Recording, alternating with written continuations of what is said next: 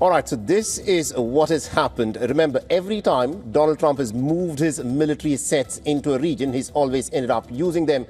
And this is what the US Central Command is now saying, that the aircraft carrier USS George Bush has entered into the Indian Ocean and is now under the responsibility of the Central Command. The Central Command has released a photograph of this aircraft carrier George Bush, noting that it was documented while sailing in the Indian Ocean within the command's area of responsibility, and it now joins two other aircraft carriers, that is Abraham Lincoln and Gerald Ford, which are operating in West Asia. These are, the Americans have got three aircraft carriers now. USS George Bush, which is entered into the Indian Ocean region. The American naval assets are said to be sitting about 3,000 kilometers away, out of the reach of the Iranian missiles at this moment. An interesting development: as soon as we got information that there were reports of Iranians activating their air defenses, the US Central Command has also put out this information that the USS George Bush is now in the Indian Ocean and therefore can become actively involved in the conflict here.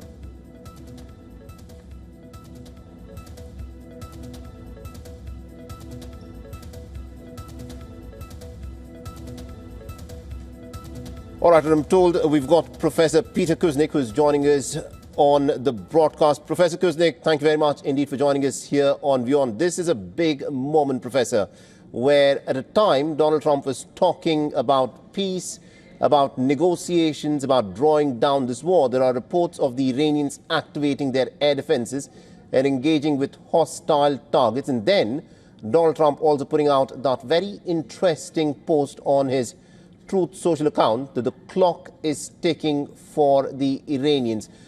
You know, looking at how Donald Trump has been operating so far in this war, what is your reading of what has transpired in the last 45 to 60 minutes? In the United States, we have not yet gotten reports about the Iranians activating their defense systems. So I'm just hearing about this now.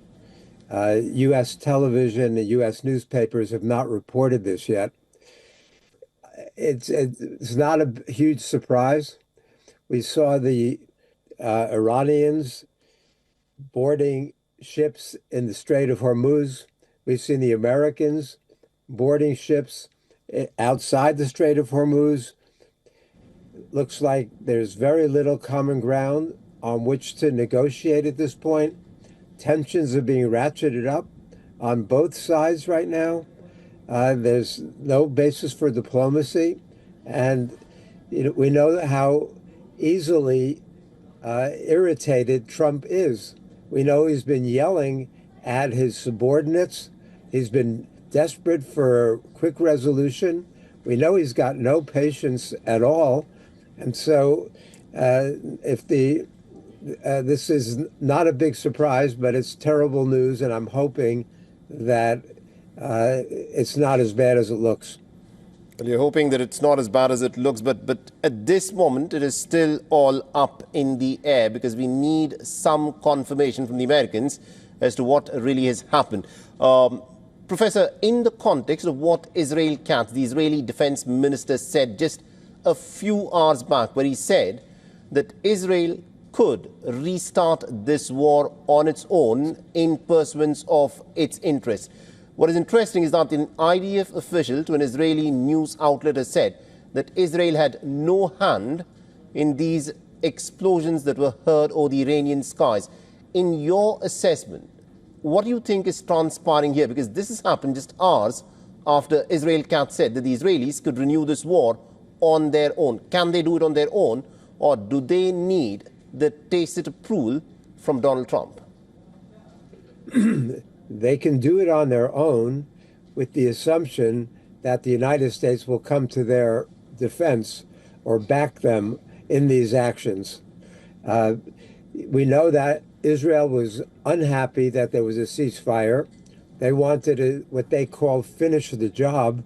They wanted regime change. They wanted a complete victory in Iran, and they also want to keep going after Hezbollah. Trump is under different pressure now. Netanyahu still has a lot of support in Israel. Trump has almost no support in the United States. Even with his own party, they're growing increasingly desperate and have been pressuring him to end this as quickly as possible. We saw even the Iranians, when they boarded those ships, Trump said this doesn't break the ceasefire because these weren't American or Israeli ships. Which Donald Trump are we talking about? The man changes on a dime. So the problem is that we've got two very reckless people who want to solve this militarily. Donald Trump is capable of anything, as is Bibi Netanyahu. So either one of them could be responsible for a renewed round of bombing. But at this point, Donald Trump has been, at least to this moment, pushing for a negotiated settlement so that he can get out of this war. Even though the United States has not achieved any of its real objectives, Trump wants out. Netanyahu wants in. So it could be anything right now. You know, it's interesting that you point to the dichotomy that exists in the objectives that the Americans have and the Israelis have. Donald Trump, in one of his earlier statements, had said that this war is possibly like an excursion, a short excursion. He said this on the 10th day of this war, but a lot of water has flown under the bridge. And if one were to go with that report that appeared in the New York Times, it was Benjamin Netanyahu and the Mossad chief David Barnea who talked Donald Trump to start this war on Iran.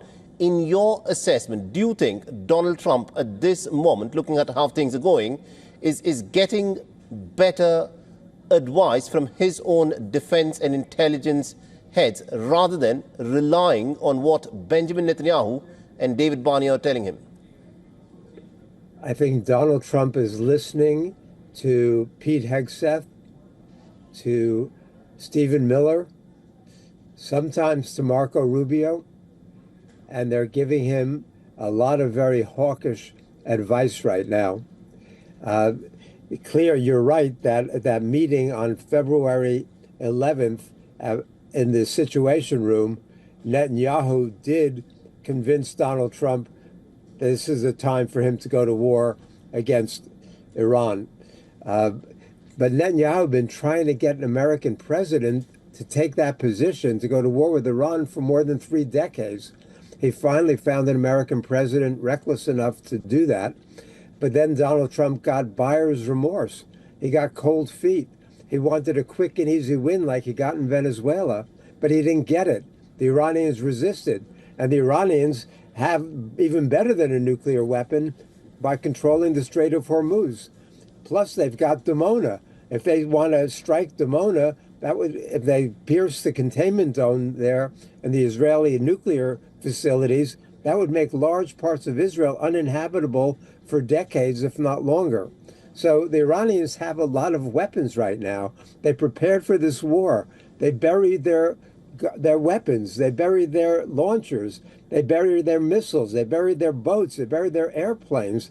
And so they have a lot of capabilities, and which is why when they threatened to take out, do equal damage across the Gulf to what Trump threatened to do to Iran, everybody in the region was terrified.